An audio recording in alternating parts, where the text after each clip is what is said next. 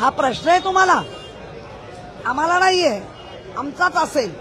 कुठलीही निवडणूक ही ह्या निवडणूक म्हणजे 2022 नंतर पहिली झाली ती लोकसभा, नंतर झाली ती विधानसभा आणि आता होते ती मध्ये नगरपालिका पण झाल्या आणि आता होत आहे ते महानगरपालिकांच्या निवडणुका। महानगरपालिकेच्या निवडणुकीमध्ये प्रत्येक कार्यकर्त्याची निवडणूक जशी म्हटली जाते तसं प्रत्येक कार्यकर्त्याला वाटत असतं की मला उमेदवारी मिळावी, मला नाही तर माझ्या पत्नीला मिळावी, माझ्या पत्नीला नाही तर माझ्या बहिणीला मिळावी। हे स्वाभाविक आहे, कारण कोणी ना कोणी त्या कुटुंबाचं त्या ह्याच्यामध्ये पक्षामध्ये वावर असतो, पण शेवटी उद्धवजी ठरवणार आहे। आणि सेनापती म्हणून जेव्हा उद्धवजी अशी एखादी मीटिंग घेतात तर त्या मीटिंगमध्ये जास्तीत जास्त शिवसैनिकांना आणि हे सगळे पक्ष करतात समजवायचं असतं।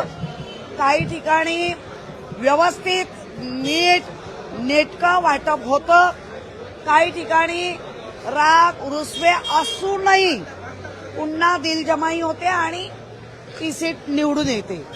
त्यामुळे हे इलेक्शनच्या आधीचं सगळं स्वाभाविक आहे।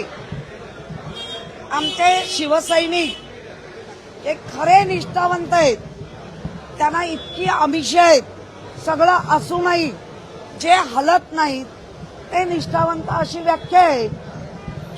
आणि त्या व्याख्येमध्ये आपण आज पाहिलं, आता उद्या किंवा परवा काय होईल तर आपण ती वाट बघितली पाहिजे। आणि त्या वाट बघण्यामध्ये सगळ्याच पक्षांमध्ये गडबड आहे। म्हणजे शिवसेना तर फार अशी खरवडवून काढू असं म्हणणारी लोक पण आता उद्धव बाळासाहेब ठाकरेंना नाही म्हटलं, सतत त्यांची दखल घेत आहेत। सतत दखल घेणं म्हणजे मनामध्ये भीती असणं। त्यामुळे आम्ही वाट बघू कोण काय। नाही, माझा नेहमी आनंदी असतो चेहरा। नाही, गोपाळ खाडे माझा बघा, त्याच्याशी माझं आहे ना घरगुती नातं आहे। म्हणजे तो लहान असल्यापासून मी त्याला पाहते आणि कधीतरी बहीण भाऊ वहिनी भाऊजय भांडत नाहीत का, ह्याचा अर्थ काय गडबड आहे का? नाही।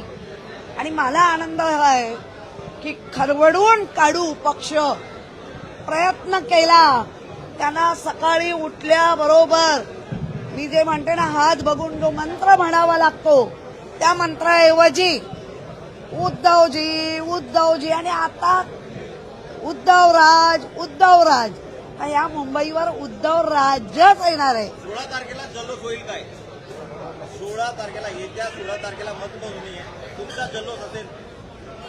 हा प्रश्न आहे तुम्हाला, आम्हाला नाहीये, आमचाच असेल।